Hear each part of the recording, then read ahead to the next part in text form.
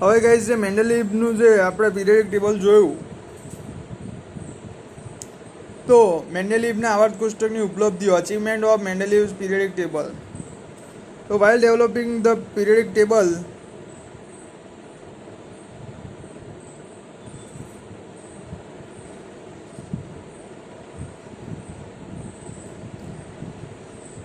there were a few instances where Mendeleev had to place an element with slightly greater atomic mass before an element with a slightly lower atomic mass.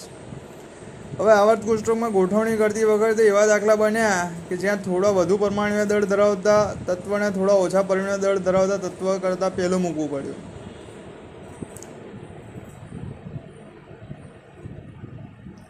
The sequence was inverted so that elements with similar property could be grouped together. For example, cobalt appeared before nickel. હવે એમાં શું કર્યું, cobalt એનું જે પરમાણુ દળ છે atomic માસ 58.9 છે, એને નિકલ કરતાં પહેલાં મૂકવું પડ્યું. કેમ? નિકલનું 58.7 છે. ઓકે.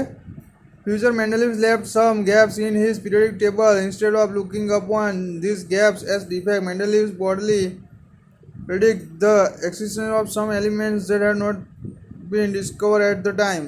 હવે એણે શું કર્યું કે કેટલાક સ્થાન ખુલ્લા છોડી દીધા.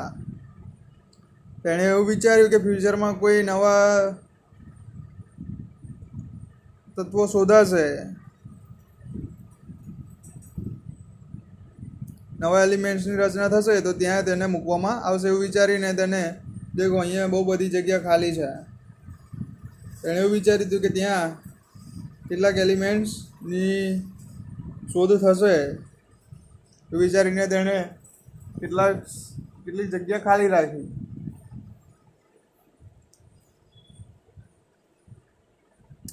Mendeleev named them by prefix as Sanskrit numerical alka to the name of preceding elements at the same group. For instance, scandium, gallium and germanium discovered later have properties. હવે મેન્ડેલિવે તેમનું નામકરણ તેમના સમૂહના આવતા તત્વના નામના સંસ્કૃતના શબ્દ એકા પૂર્વક લગાડીને કર્યું. ઉદાહરણ તરીકે સ્કેન્ડિયમ, ગેલિયમ અને જર્મેનિયમ ગુણધર્મો ક્રમશઃ એકા બોરોન, એકા એલ્યુમિનિયમ એવા સમથિંગ હતા. એકા બોરોન, એકા aluminium respectively. The properties of eka aluminum predicted by Mendeleev and those of the elements gallium, which was discovered later and replaced eka aluminum, are listed as follow. હવે figure 5.5 જે index આપી છે એમાં જુઓ તો guys જે atomic માસ છે એકા એલ્યુમિનિયમનું 68 છે, ગેલિયમનું 69.7 છે, અને ફોર્મ્યુલા ઓફ ઓક્સાઇડ શું છે E2O3, અને ગેલિયમ માટે છે Ga2O3, અને ફોર્મ્યુલા ઓફ ક્લોરાઇડ કયું છે, ક્લોરાઇડનું સૂત્ર કયું છે ECl3, અને જ્યારે ગેલિયમ છે ગેલિયમ ક્લોરાઇડ GaCl3.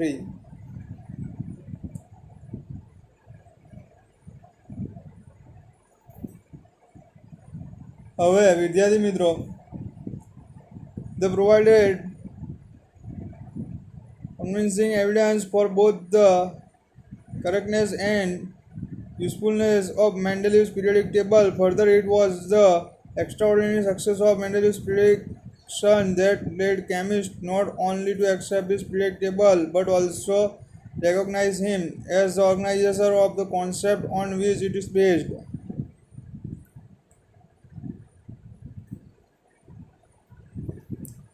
હવે મેન્ડેલિવના આવર્ત કોષ્ટકની સત્યતા તથા ઉપયોગિતાનો સબળ પુરાવો પૂરો પાડે છે. એનાથી વિશેષ મેન્ડેલિવની અભિધારણાની અસાધારણતા સફળતા એ હતી કે રસાયણશાસ્ત્રીઓએ તેમના આવર્ત કોષ્ટકનો માત્ર સ્વીકાર જ ન કર્યો પરંતુ ખ્યાલ કે જેના પર તે ધારણા આધારિત હતી તેને સર્જનહાર માન્યા.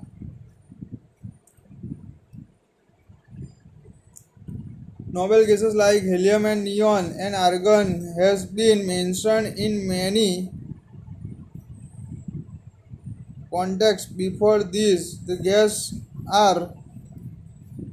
were discovered very late because They are very inert and they present in extremely low concentration in our atmosphere. One of the strengths of Mendeleev's periodic table was that when these gases were discovered, they could be placed in a group without disturbing the ascending order. હવે guys જે argon છે, helium છે, neon જેવા વાયુ છે, એ વાયુની શોધ ઘણી જ મોડી થઈ હતી, પરંતુ જ્યારે તેમની શોધ થઈ ત્યારે તેમને ઇઝીલી ટેબલમાં ગોઠવી દેવામાં આવ્યા.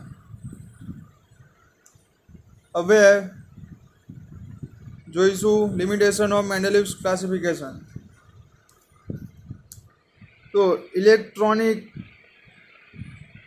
configuration of hydrogen resemble that of alkali metals. Like alkali metals, hydrogen combines with hydrogens, oxygen and sulfur to form compounds having similar formula as shown in the example.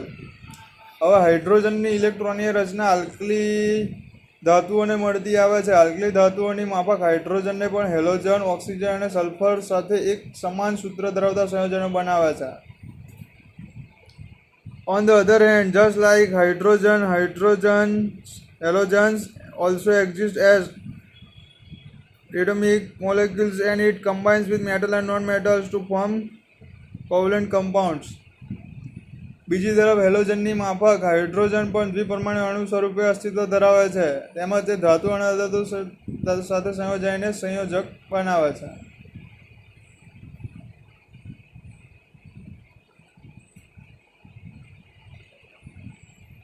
અહીંયા દેખાય છે compounds of hydrogen and Na. Compounds of Na. તો hydrogen માટે HCl છે, H2O છે, H2S છે, hydrogen sulphide, H2O hydrogen chloride, NaCl sodium chloride, Na2O sodium oxide, sodium sulphide, આ બધા એના કમ્પાઉન્ડ છે.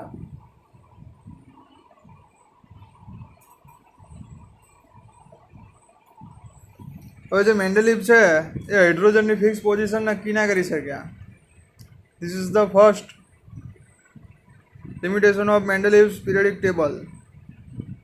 હાઇડ્રોજનનું સ્થાન નક્કી ના કરી શક્યા. Isotope were discovered long after Mendeleev had proposed periodic classification of element. હવે ત્યાર પછી હાઇડ્રોજનના સમસ્થાનિકો શોધાયા.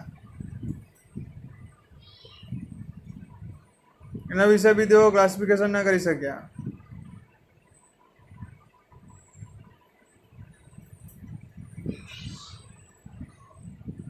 તો આ બધી લિમિટેશનને લીધે તેમનું જે પીરિયડિક ટેબલ છે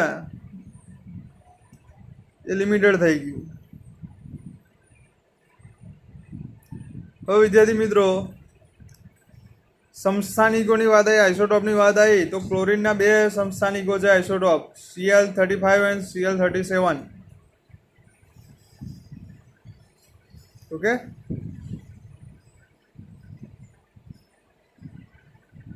તો જે પીરિયડિક ટેબલ જે મેન્ડેલિફે બનાવ્યું એના પછી મોડર્ન પીરિયડિક ટેબલ આવ્યું જે હેનરી મોસલીએ તૈયાર કર્યું હતું,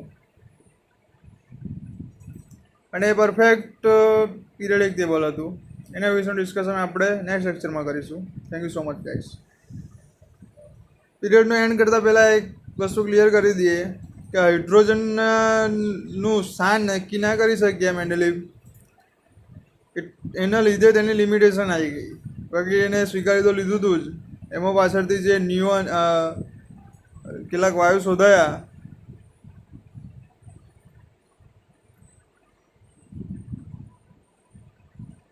હિલિયમ અને નિયોન જેવા કેટલાક ગેસની શોધ થઈ, એમની પરફેક્ટ માહિતી મળી ગઈ હતી, એનું સ્થાન બી નક્કી થઈ ગયું હતું પીરિયડિક ટેબલમાં.